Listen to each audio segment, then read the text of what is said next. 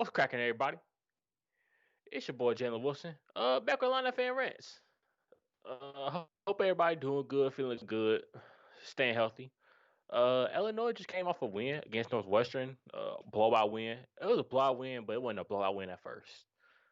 Illinois, it was a blowout win, but Illinois was down big at half.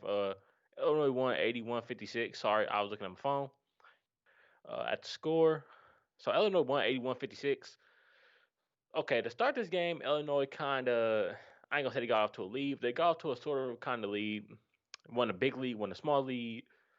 Uh, then Northwestern came back. Northwestern went on a run. I don't remember the certain amount of run they went on, but at halftime, Northwestern was up 15. I'm like, I'm just like, man, this team is playing terrible defense. They were getting out rebounded by one of the worst rebounding teams in the nation. Northwestern ranked 254th in total rebounding in the nation. Like, if we're getting rebounded by them, don't we got one of the best rebounders, or he's supposed to be the best supposed to be one of the best rebounders in Kofi Coburn? Uh, Also at halftime, our leading scorer was Adam Miller, who I mean he had what 14 today, so I'm not mad at that. But he only had 6 points at halftime. So the whole team was playing bad. The turnover margin was Illinois had 11 turnovers at halftime. Northwestern had 4 turnovers at halftime.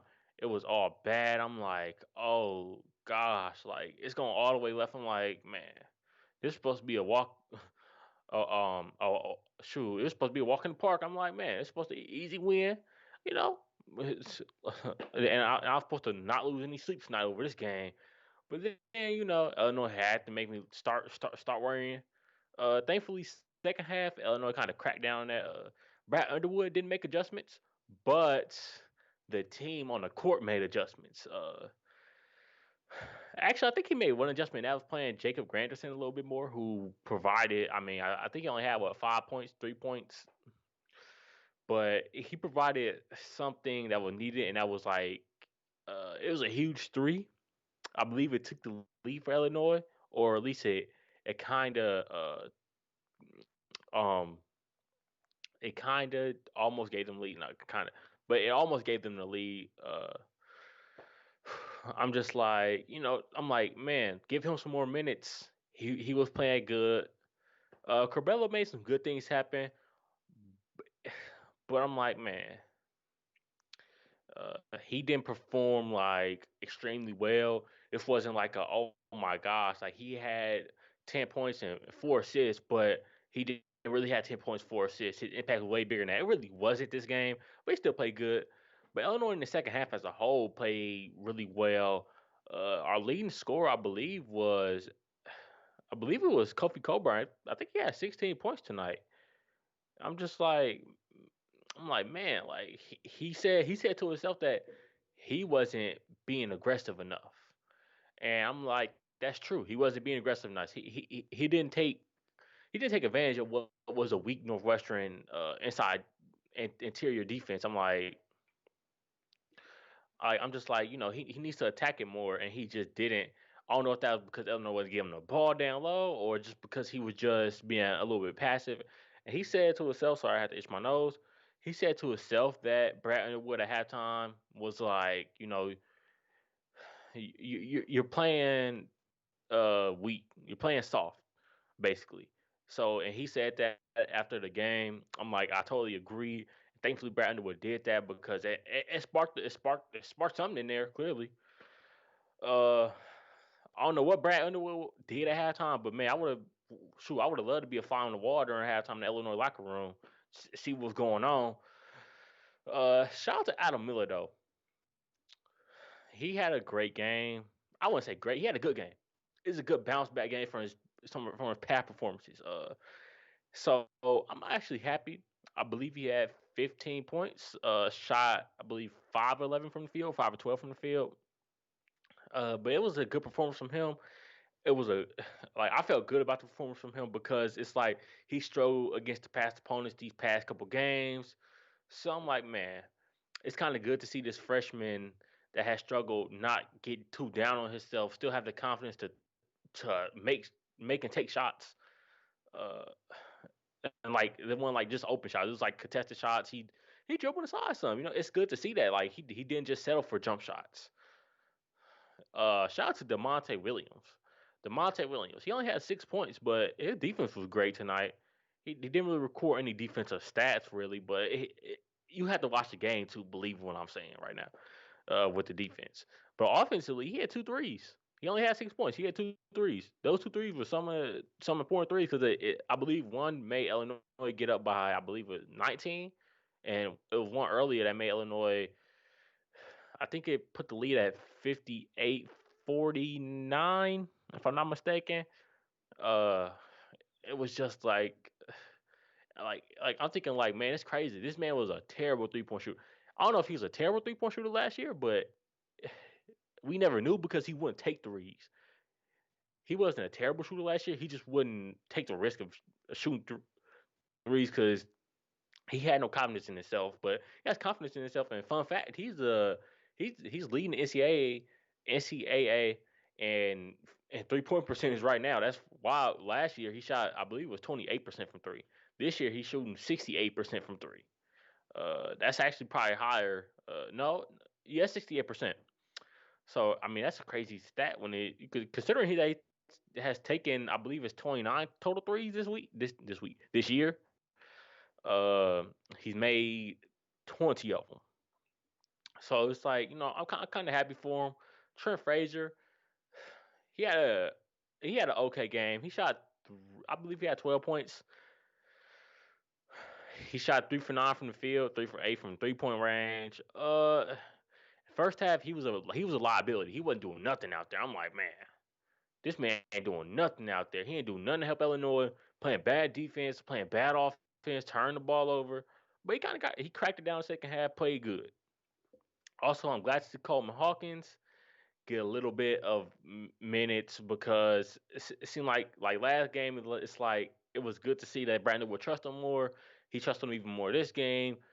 I was just like I'm like, man, I like this freshman getting minutes. Also, watch out. I don't know how to say his last name, but Oscar, he was the center for West Virginia. He just entered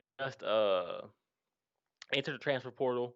Illinois has a Zoom meeting with him tomorrow uh, to try to get him to Illinois. Illinois was on one of his lists when he was coming out of high school. Also, Namari Brummett, who played for, or is it Burnett? I don't remember how to say his last name. I think it's Burnett. He just entered transfer for Texas Tech, and well, one of his teammates who is Coleman Hawkins, one of that would he played for Illinois. Like they were teammates in our high school. Also, him and Aldo Sumo were teammates during high school too at one point for only 1 year though, because he's from Chicago. Uh, so that's gonna be something to look at. But this is a good win. It's especially good that we have a meeting with a transfer portal center next tomorrow. So it was a good looking win for that reason, and it was a good win for Illinois. Now I'm gonna get to a little bit of this Illinois football. Illinois recently hired new coaches, well, new coaches slash coordinators. They hired a strength and conditioning coach and a defense coordinator. Tank Wright is the strength and conditioning coach. Well, I don't know much about him. I believe he's worked for Brett Belima under Arkansas, if I'm not mistaken, and he hired Ryan Walters. Ryan Walters was just previously the Mizzou defensive coordinator. I saw some Mizzou fans mad at him. I'm like, well, I wonder why they mad at him. They was like, oh, because he because he ran some wrong plays against Mississippi State last year. I'm like, oh, okay, it's whatever. But I guess he didn't have the right talent that game. But that kind of worries me too because Illinois doesn't always have the right talent on the defensive end. Not only that, so we have so I don't know, like it's like this. I'm happy we got a defensive coordinator. Brett Bielema did say he wanted to be more a part of the defense, so I'm happy we got a defensive coordinator. Shoot, and I'm just like I'm not saying it's a good hire. I'm not saying it's a bad hire. We have yet to see. Also, Jamal Woods' thing. That's good for the defensive line. He's a pretty good defensive uh, pass rusher, really run stopper. Also, when he can stay healthy, the only big problem is his health. Also, Daniel Barker said he was staying. That's good because Daniel Matterbebe just entered the transfer portal, who was Josh Matterbebe's brother. He just entered the transfer portal. I'm like, okay, that's good. Daniel Barker returning, more minutes, more touches for him, especially with Luke Ford, especially when you want to run 11 and 12 personnel.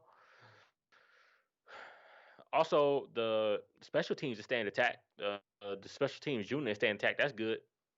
Uh, we have yet to see who Brett Belima will hire as a defensive line coach and a linebackers coach, if I'm not mistaken. Also, Corey Patterson got to keep his job. I'm happy for Corey Patterson. I thought he should have been at least the offensive coordinator for the new Illinois coaching staff. I'm like, you know, uh, he's the reason Isaiah Williams and Shaman Cooper are there, and not Mookie Cooper, Reggie Love, and James Frenchie. Like he's the reason they're there. He's a big reason. I ain't gonna say he's the only reason, but he's the big reason. So I'm happy Illinois kept him. I would like to see him and I would have liked to see him upgrade him to a offensive coordinator, but it is what it is. He's a running back coach now. He was previously the tight end coach. It is what it is with that. I'm happy we kept him on staff, but defensive line coach is something I'm going to be looking at. Also, I think Ryan Walters is going to be the cornerback coach. They haven't made that announcement yet, but they just say it's going to be defensive coordinator. We have yet to see who's going to be the cornerback coach, linebacker coach, and the safeties coach. But I'm happy about this Illinois Northwestern win. Was Illinois over Northwestern win? Happy about these Illinois hires because I kind of had no choice but to be happy. So I guess I'll catch y'all next time. I don't know when next time Illinois plays. We play Maryland Sunday, actually. So I'm probably watching that and watching playoff games for the NFL. Um Also, R1P is going to be streaming on Twitch most likely Sunday in the morning before all the NFL games. Maybe I'm not too sure. We should though. So I'm gonna be flipping between the Illinois game Sunday and the playoff game on Sunday. But I expect Illinois to win that game.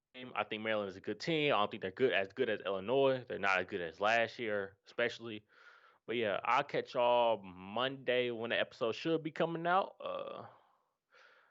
So until then, y'all stay safe, y'all stay healthy, and I'm out. Peace.